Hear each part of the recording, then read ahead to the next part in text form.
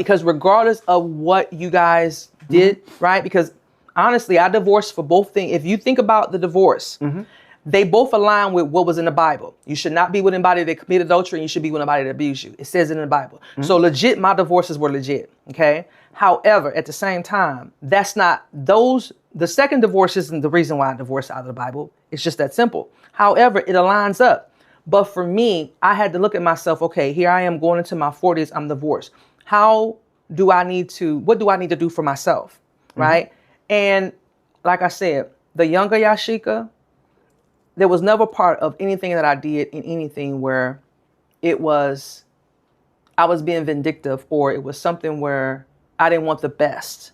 And that's why when I got to the point of healing and forgiving, and I sat there with myself for those years after the divorce, I can honestly say that everything I did in that marriage,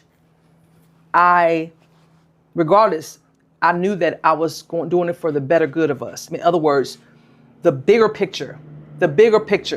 So the bigger picture. Like, in other words, if I was very stern, or if I kept our kids structured, or if I kept our kids saying, hey, school is important, or if I say, hey, we're going to be a family and sit down for Sunday dinner, we're going to go to church, we're going to go on vacation.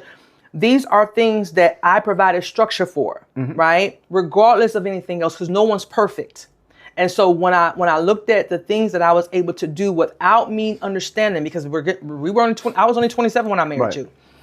So for me not having any of those things, I was able to forgive myself in a lot of ways, because I knew that I was working with what I had, which was very little education about anything of being a wife. Right.